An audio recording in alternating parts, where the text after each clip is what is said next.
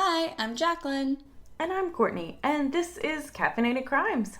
Welcome to the actual 2021 now. We welcomed you guys last week, but as of last week when we recorded, it was still 2020, so we weren't sure if the clock was really going to change over, but it did, so we are in 2021, so we're joining you guys now. Yeah, we're up to date.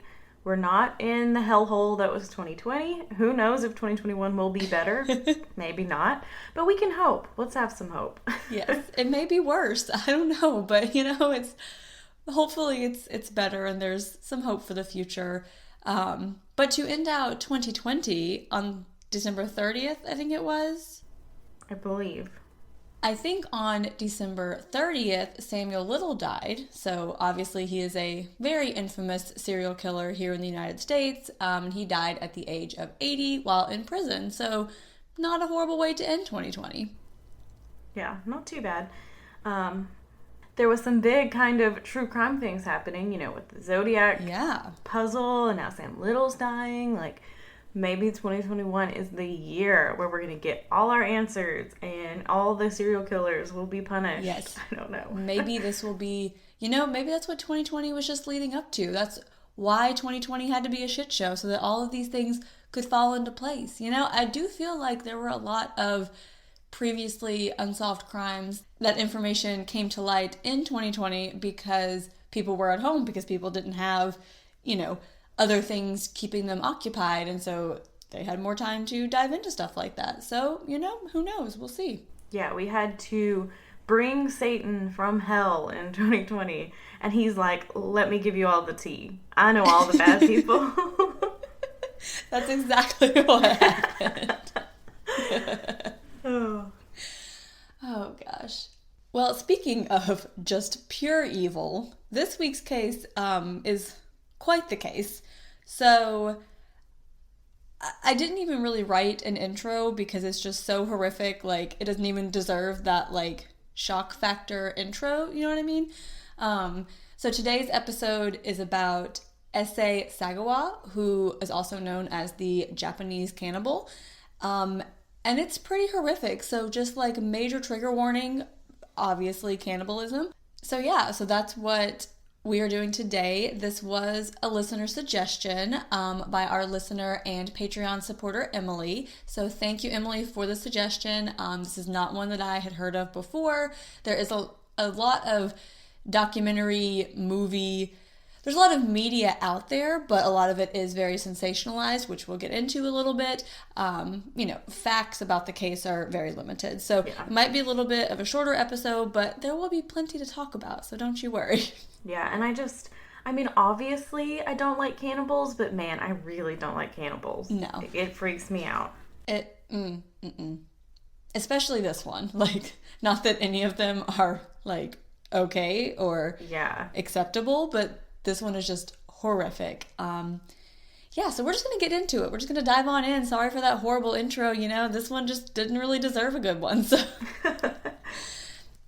So we got some information from the documentary The Cannibal That Walked Free, spoiler alert of what's going to happen in this episode, Murderpedia, filmdaily.com, and allthat'sinteresting.com. So Issei Sagawa was born on June 11th, 1949 in Kobe, Hyoga Prefecture, Japan. Hope that's correct. If not, I apologize. So he was born premature and would remain small and weak throughout his life, and he would only reach a height of 4'9" at his full adult height. So pretty tiny man.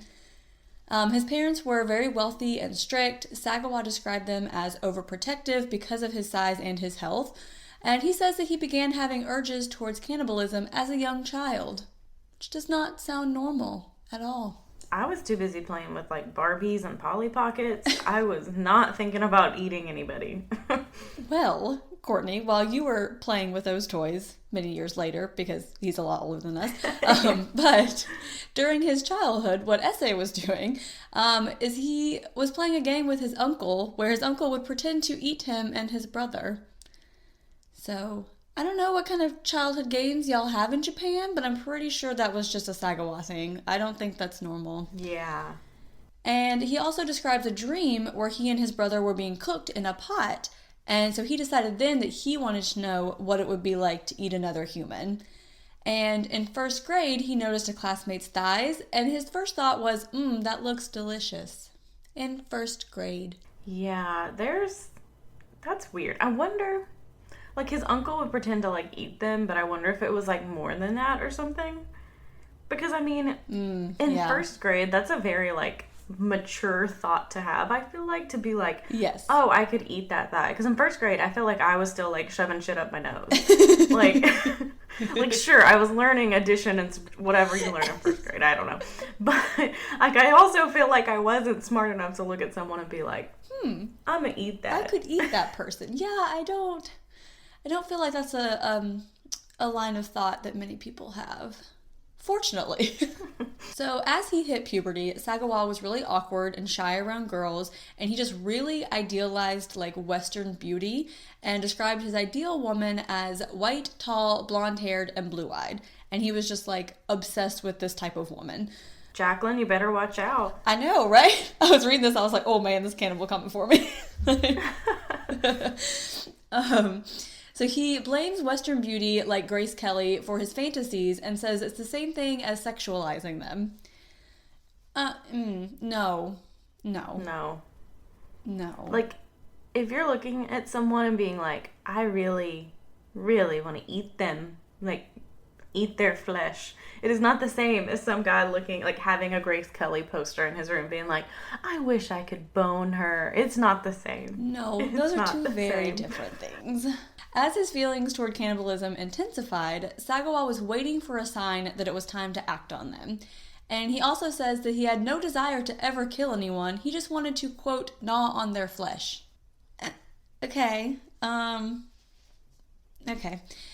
So, when he was 23, he was living in Tokyo with his parents when a German girl moved into his neighborhood. And she just met all of his criteria for the perfect woman. Again, he had no intentions of killing her, supposedly, but he wanted to eat a piece of her butt, specifically. Sir, leave my butt alone. Leave women's butts alone. So he put on a rubber Frankenstein mask and carried an umbrella to enter her room through her window. And in the process, he bumped against her and woke her up. So she immediately began screaming, and he tried to run away, but she was bigger and stronger, and so she grabbed him and held him while she called police, which is just so funny that she's just like, oh no, little man, you are not getting away. Get back here. Stay right here. So he was arrested for attempted rape, but the charges were dropped after his father paid off the girl. Again, he came from a very wealthy family, so his dad's like, look, I'll just give you some money to make this go away, because he didn't actually do anything. Obviously, he would have if he could have. Yeah. But I guess in her mind, it's like, oh, okay, I can get this large sum of money, or I can go to court for possibly having the potential to be traumatized, if that makes sense. Yeah, and also, I mean, this only would have been, what, like the 60s, early 70s, and we also know, like, attempted rape, all that wasn't taken as seriously. I don't really know about in Japan, but I know about in America, it just wasn't taken as serious as it is today. Exactly. So at this time, a doctor did determine that Sagawa was very dangerous, but, there was no treatment or any attempt to get him help. So 5 years later, Sagawa moved to Paris to study a doctorate in literature at the Sorbonne University. I hope I pronounced that correctly. I studied French, so I should have, but, no guarantees. So he would bring sex workers home almost every night and try to shoot them from behind, but he clearly failed because he did not do this more than once that we know of. And he said it became less about wanting to eat them, but more of an obsession with the idea that he just simply had to carry out this ritual of killing a girl no matter what. So this is just like this obsession now that he is fantasizing about all the time. Yeah. And eventually he found the woman that he believed would be the perfect choice. So Sagawa was immediately attracted to 25-year-old Dutch student Reneé Hartevelt, and he thought that she was just beautiful, and she was one of the few students who actually attempted to talk to him and included him in outings, which just infuriates me because I'm like, this one person, and I feel like this happens a lot in cases like this, where you're like an outcast and you don't have any friends, and one person attempts to be nice to you, and then you murder them. Yeah. It's like preying on, like, people's, like, kindness. I mean, that's what Ted Bundy did, you know? He pretended to be injured. So people who are kind and want to help people are the ones, like, he would target. And it's just, it sucks because, you know, she's just trying to be a good person and include you. Yeah. And you're a dick. Exactly. So great. So after she invited him out with some other friends, he decided that he must kill and eat her. He just had such a fantastic time out on this quote-unquote date. I mean, it wasn't really a date. It was just some friends hanging out. But you know how when you get home from a date and you're like, man, that was a great time. Like, I really must eat this girl? No, that's not where your brain should ever go. She was so nice and so pretty, and we really got along. Only rational thing to do from here is to eat her. Yeah, what else would I do? Second date? No. So he spent the next few weeks planning this and building a relationship with her. So he would invite her over for dinner frequently to, like, attempt to gain her trust, and she also began helping him with his German. And he had attempted to kill her once, but it was unsuccessful. So basically, he had her where her back was turned to him, and he shot, and the gun misfired. So, but he didn't take this as a sign to give up, but rather to try harder. Yeah, he wasn't like, this is a sign that maybe I shouldn't do it. He was like, this is a sign I gotta try harder. Yep, gotta do it again. You know, when you don't meet your goals, you just gotta keep going until you do. Ugh. I really wanted to run a mile in like 8 minutes, and I only did like 9. I gotta try harder. Gotta try again. Yep. So on June 11th, 1981, which was his 32nd birthday, Sagawa invited Reneé to dinner at his apartment to discuss German poetry. So he asked her to read a poem in German so that he could record her speaking fluently so it would, like, help him later with the poem. So Sagawa had her sit at his desk to read the poem, which the poem was about cannibalism. Just FYI. Which is, like, eerie. Yeah. Ugh. So then, while she was reading it, and while he's recording this whole thing on his tape recorder, he approaches her from behind and shoots her in the neck with a rifle. So Sagawa claims that he fainted after shooting her, but then when he awoke, he was determined to continue with his plan of eating her. So clearly he's like, oh my god, I just killed somebody, but still gotta follow through with this whole eating thing because that was my plan. And he also claims that he thought about calling an ambulance, but he wanted to continue the plan that he waited 32 years for. He's like, nope, I can't. I gotta go through with this. Yeah, he's like, should I help her? I can't. I feel like I just imagine him with, like, an angel and a devil on both shoulders and being like, oh, do it. No, call an ambulance. No, do this. No, do that. Like, that is what I imagine him, like, how he talks. Absolutely. To be, like, his little angels on his shoulder telling him what to do, fighting it's over like, it. Because clearly he recognizes that this isn't okay. You know, that's the thing, too, is, like, it's not like he... And we'll get into his quote-unquote mental illness or not later, but it's not like he's talking about... I just had to do this and I couldn't control my urges and I had, like, he's acknowledging that, like, this is wrong and he shouldn't do it, you know? Yeah. So, as a small and weak man, as we mentioned, and we'll continue to mention because he's a piece of shit, so that should be repeated over and over, Sagawa said that he picked Reneé because of her health and beauty and he wanted to, quote, absorb her energy. So now that Reneé was dead, he raped her corpse and then proceeded to spend the next couple of days slowly eating her body in his apartment.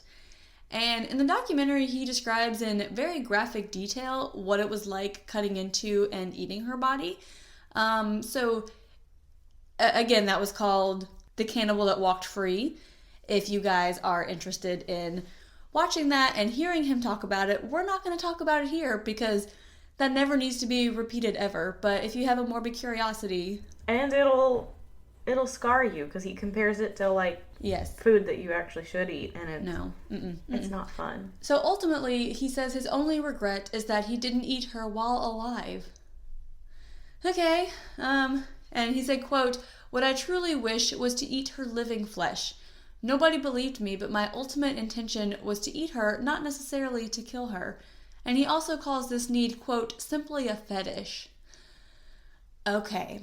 No, some guy wanting to suck on my big toe is a fetish. Yes. You wanting to, like, kill and eat me is not a fetish. There are plenty of fetishes out there. Many are acceptable, like you do your thing. We don't kink shame here. Cannibalism is not a fetish. Period. It's illegal. Unfortunately, there's very little information about Reneé, except that she was a 25-year-old Dutch student studying in Paris at the time of her murder. So, on June 13th, he put what was left of her body in 2 suitcases and hailed a cab to a remote lake in a park. And he was struggling with these heavy suitcases, because remember, he's small and weak. And onlookers began to take notice. So, he left the suitcases by a bench and just took off. And so a man obviously saw him do this because this is probably a busy park. Yeah. And so the guy's like, I'll go check out these suitcases. And as soon as he opened them, he began to scream, naturally. Obviously. And so they called police and they arrived within minutes and an autopsy was completed, but her body was too badly mutilated to identify. And the autopsy showed evidence of the post-mortem sexual assault, and the skin and other body parts were missing. So the witness who found the body described the man to the police as a small Asian man, so they began a manhunt for him. I'm not laughing at the small Asian man, just the fact that we have to point out that he was a small, weak man at every point possible. Yes. So don't forget he was very small. Small. Tiny little weak man, in case you forgot. Just to remind you. Tiny little small. So the cab driver contacted police and told them he took a man who fit that description to the lake that night. And he remembers him because he was surprised to be taking someone with suitcases to a park instead of a train station. Because I'm assuming these are 2 pretty large suitcases. Yes. So... okay. Yeah, so, it's like... we never give advice here on how to murder and get away with it, but... We do all the time. What are you talking about? True. But if you're going to dispose of a body in a suitcase at a lake, maybe don't take a cab, because... What? Yeah. Like, why would you do that? And my thing is, you show up and you're struggling with these suitcases, and people see you, and I'm like, why do you just leave the suitcases? Yeah. Like, why wouldn't you take them with you or something? Like, I don't know. Like, his whole thought process is just crazy. Yeah. I don't understand. So, police track down the man, and eventually they do arrest Issei outside of his apartment 2 days after Renee's body was discovered. So, he immediately confessed to killing Reneé inside his apartment. And so, police were shocked when they entered his apartment because they just found body parts everywhere. Just like all over the apartment, including in his freezer. Yep. And leftovers on a plate, like with condiments. So I guess he was using some seasoning. So this did indicate he had engaged in cannibalism after killing her. He had also recorded the murder, like the audio of the murder on tape, and had an array of photos of her body as he cut and ate her for 2 days. Yeah, like... So he was just having, like, a little personal photo session, I guess? Yeah, the police said it was just, like a photo progression of the murder, and as he slowly cut away and ate her body. Like, he took pictures of her body after, like, every time that he made a new cut on it. Think of the poor PTSD for those officers. Right? Oh, Lord. Having to look at that, like, ooh. So he was in prison in France for 2 years awaiting trial, and a year of that was spent conducting a psychological evaluation. And so the report found that he was hung up on his height, not self-assured, oversensitive, and emotionally cold and self-satisfied when discussing the murder. So he doesn't care. Obviously he's proud of this, like, and that hasn't changed between when it happened and like a year later. Yeah. So after 2 years, the judge found him legally insane and unfit to stand trial. So Daddy comes in again with his money and hires an expensive lawyer who claimed that the French hospital did nothing to treat him, and then he should be sent to Japan where he'd be hospitalized and treated. So French officials are like, you know what? You're right. Go ahead, go to Japan. One condition, you can never return to France. Like, please don't ever come back here. Yeah, they're like, you know what, go ahead and take him. We don't want to deal with him. You can never return. You are banned from France. So he goes back to Japan, and in Japan he was evaluated in a mental hospital and found to be sane but evil, which is not really what you want to be found. Nope. It's like, you're evil and you know it. Yeah. Like, there's nothing wrong with you. You're just evil. However, they were unable to hold him because they didn't have the necessary papers from the French courts to be able to do so. So he was not sentenced to the mental hospital. He could just check himself out, and he did on August 12th, 1986, and he has been a free man since then. This man is still alive. Let that sink in for a minute, y'all. He spent 2 years in prison awaiting trial, and then a few months in a mental hospital getting an evaluation, and then he's been free since then. Hence the title of the documentary, The Cannibal That Walked Free, because this man literally got away with it. Don't worry, it gets worse. Yeah, and again, he is so self-absorbed that he wrote a book called In the Fog, where he graphically describes his crimes. And the book quickly sold out across Japan, so the next step, he just went and wrote an additional 19 books about the crime. Which, I mean, he was never, like double jeopardy doesn't apply here, so I'm like, how is there no way that you can, like, charge him again? I feel like if I was Renee's family, I would be like, get this dude back here and fucking charge him. Yeah. Like I would be pissed. And I think the issue is because, like, I don't think France could try him again because he was extradited to Japan, so I think they don't have the authority to try him again. And then I think Japan claims that France didn't give them the documents they needed, so they can't. So I think there's some legal issue of why they can't charge him again. But also, like, this man is profiting off of these crimes. Like, he is writing these books and making this money because, as we talked about before, in the United States, we have what are called Son of Sam laws where you cannot profit off of your own crimes. So you cannot write a book, make a movie, whatever, and make money describing a criminal act that you yourself did. But clearly Japan does not have that law because this man is making money off of this, which is, I don't know what's most disgusting about this case. Yeah, at least at the time when the book came out. I don't know when he wrote that book. Yeah. In the 80s or whatever. And I'm just like, send the paperwork. Right? Like, there's nothing that can be done here, guys. You don't have a fax machine? Nothing? Okay. So he later became a columnist, a guest speaker, commentator, a restaurant reviewer. I bet he's real big on Yelp. Porn star, and filmmaker. So, which I'm not gonna lie, I'm a little interested because he's so short. Is everything short? Probably. We did say. I'm not gonna look to find out, but if you somehow know, let me know. We did say he's a very tiny, weak man. I'm sure that applies everywhere. Yes.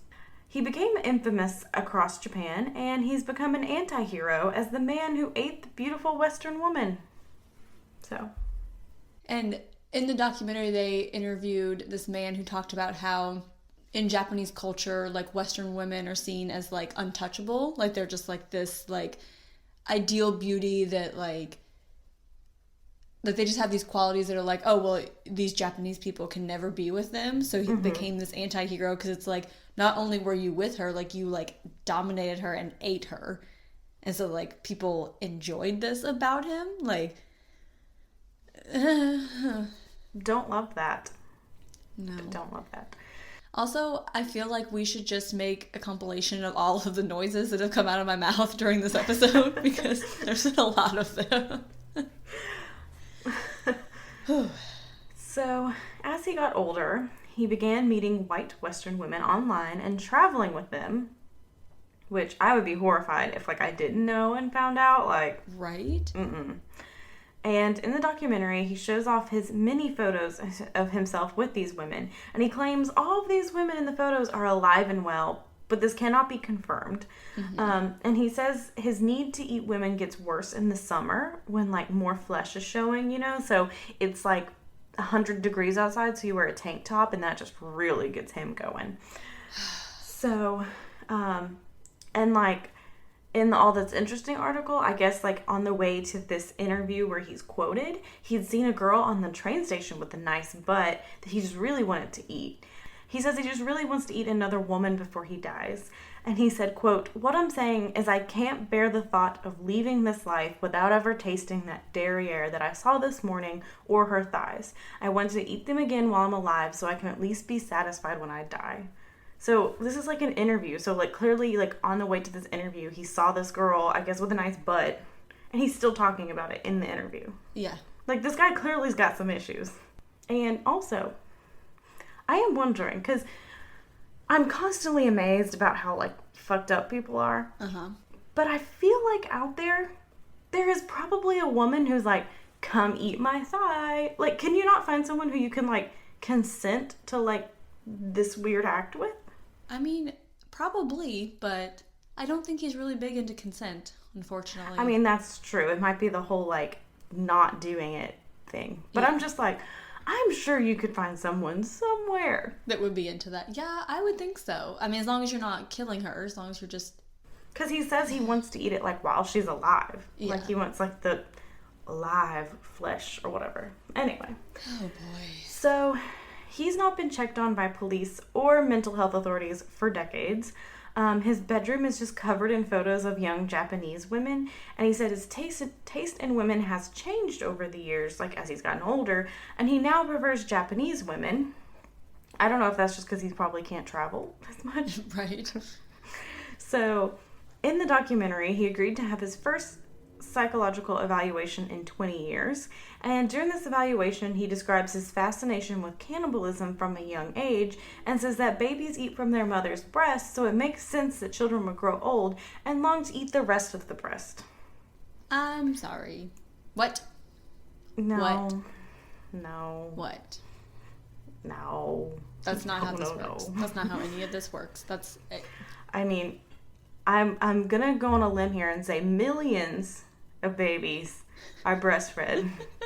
There are not millions of cannibals. Also, you like butts and thighs, so where are you getting breasts now, huh?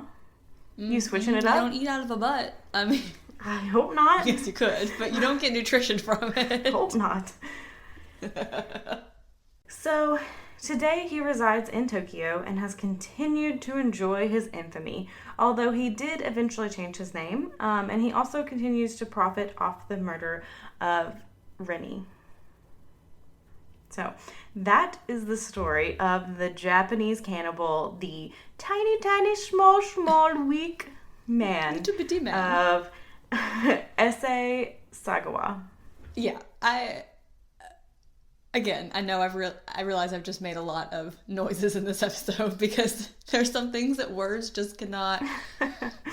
Yeah, I was just disgusted watching that documentary and seeing him talk about it, and just he talks about it like how he ate breakfast. Like you're just saying, like, oh, I had this delicious pancake with this, and this is what it tasted like, and then I went for a stroll in the park, and he just talks about it so nonchalantly that, like, this guy does not give two shits. Like, he does not care at all. And I'm honestly shocked he's not reoffended. Yeah. And I just wonder if it's because he is sane and he knows, like, I will probably go to jail and get charged if I do it again. So, but that also makes me think, like, the whole serial killer's, like, compelled to kill, like, can't resist is not true. Not in this case, I guess. You know what I'm saying? Like, it's just weird to me that he's so obsessed to this day with, like, I want to eat a woman. I want to eat her thighs, her butt, whatever. But he hasn't done it again. Okay, so I have two thoughts on this. So one, maybe he has done it again, but I don't think it's too likely because he was so bad at it the first time. Like, you got caught so easily that I can't imagine that you would just immediately, like, get so much smarter at being able to hide that. But it is possible that he's done it again and gotten away with it. Two, maybe he just enjoys the attention so much that like satisfies it for him, that maybe it's not so much about the actual act of doing it, but like the horror of people knowing that that's what you want to do. And so now that he's like... And, I mean, as you said, people are, like, putting him on a pedestal, and so, like, that's making him feel strong, so... Yeah, I don't know. Because he has this tiny man complex, as we said, because he's a little bitty tiny man, and so this is something that, like you said, it boosts him up on a pedestal, and it's something that he has become famous for, and that he's, like, idolized for, and, like, he is, like, the man that was able to conquer and eat this white Western woman, and so it gives him this feeling of empowerment that he enjoys. So maybe it's more about that than the actual cannibalism itself, if that makes sense.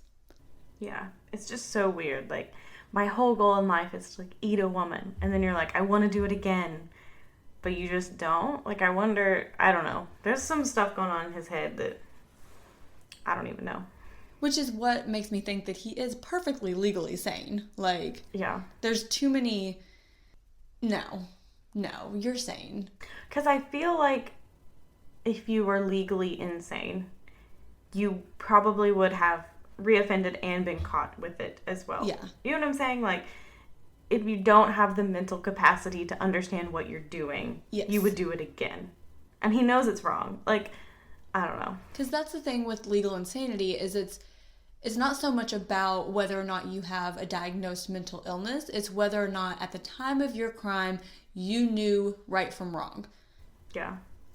And clearly he does. Like, yeah. Clearly it's obvious that he knows that this is not okay and this is not acceptable. Because if he thought it was acceptable, I feel like he would have done it again and been caught. Exactly. Because I can't imagine he would do it again, especially with how much, like, spotlight there is on him. Yeah. That he could easily get away with it. But who knows? Maybe he's, like, targeting vulnerable populations, like... Yeah. And I don't know. I mean, that could be it too, yeah. I mean, like, look at how long the Green River Killer got away with it because he was killing sex workers and no one gave a shit about these sex workers. So, yeah. I mean, it could be something like that where he's targeting this vulnerable population that when they're found dead on the streets, people look the other way and they don't really... It might be like we'll put their information in the database, but we're not going to try really hard to, like, solve this murder because who cares about them? They didn't even have any family or friends or anything, you know? Yeah, and I also feel like if he was committing again, I feel like he wouldn't be able to not, like, gloat about it. I mean, you wrote, 20... That's a good point. 20 books about this one crime you committed? Yeah. So I'm like, I feel like there's no way he could keep doing it and not be like, by the way, look what I did. Or pull, like, an O.J. Simpson and write, like, if I did it, like... If I were to kill again, this is what I'd do. Like, he would totally do something like that. Like, absolutely. Yeah.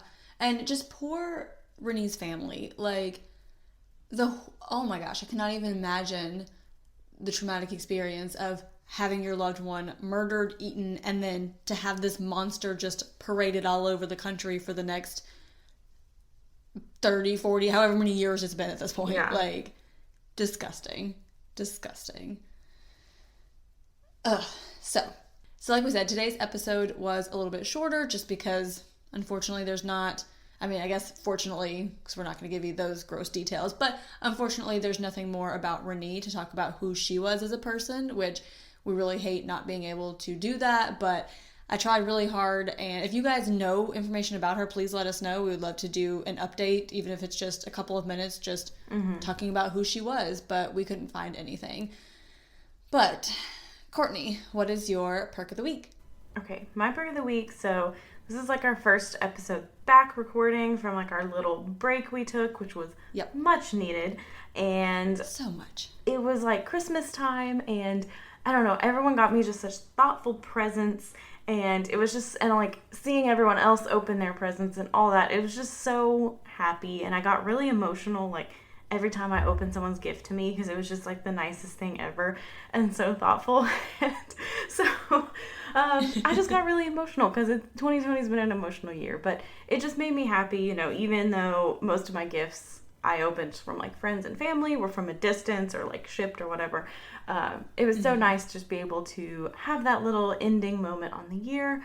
And also my perk of the week is just that it's 2021 and hopefully it'll be better. So yes, those are both really good perks of the week. Yeah, so that was kind of a really loaded perk of the week, but it was just, the whole season it was very nice. So, yeah. Jaclyn, what is your perk of the week? So my perk of the week, if you guys remember, I don't remember how many weeks ago it was now, but we talked about the fact that Courtney and I should do a Law & Order SVU podcast, okay? Like the week, I think it was the week that episode was released, like not even the week we recorded. I think it was the week that it was released. The Exactly Right Network came out that they're going to have a Law & Order SVU podcast. So of course I'm like, these bitches stole our idea. We could have totally done this. But you know what? They do it way better than we ever could. It's so good. So it's called That's Messed Up. And again, it's through the Exactly Right Network.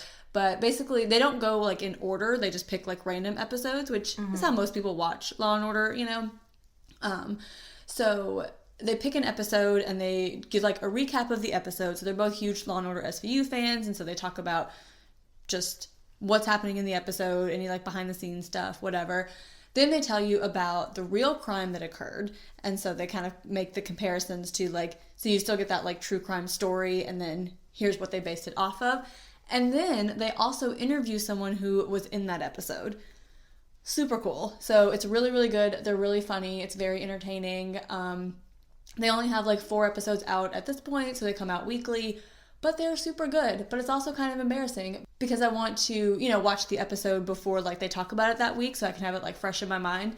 And so at the end of every week, they say which one they're going to do next week so you can watch it. And so then I go to watch it and I'm like, oh, I watched that like a week ago or like 2 days ago. And like I said, they're all random episodes. So it's happened that like 3 of the 4 episodes I just happened to have already watched within the last 2 weeks. So... Jaclyn's like TV watching, and she just starts at the beginning, watches it through, and then just starts back and then watches it through. And like starts. And the new, okay, all right, season 1, episode 1, here we go. Oh, that's the last one on Hulu. Oh, season 1, episode 1. Yep. It's okay, guys. I don't have a problem. I'm going to start a new TV show soon. I don't know what, but, you know, something I've never seen before, because I think as we all like to do when things get hectic, we just like to watch what's comforting and what we know and it's predictable. And so I haven't watched anything new in a while, but, you know, I think it's almost time. I think I'm almost ready. It's about time. Yeah. It's about that time. So if you guys want to talk to us about Law & Order SVU or anything else, send Jaclyn a message because I don't know. Courtney's like, don't send it to the pod. You can find us on Instagram at Caffeinated Crimes Pod, on Twitter at Caff Crimes Pod, that's CAFF Crimes Pod, on Facebook at Caffeinated Crimes Podcast, and you can also email us at caffeinatedcrimespod@gmail.com. And if you feel so inclined to support the show, get some bonus content. We're really gonna up our bonus content. Current Patreons, hopeful future Patreons. We're gonna get more on top of it. Life got crazy. Don't worry.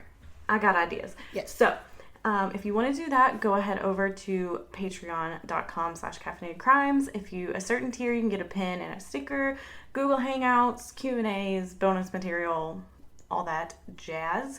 And if you really want a pin and sticker, like without getting a Patreon subscription to us, I don't know, whatever you call it, we still have our Apple reviews contest going on. It'll probably be going on into 2022 at this point, but as 2023, 2024, my child's gonna be 5 years old. Oh, we gotta give away a pin and sticker now.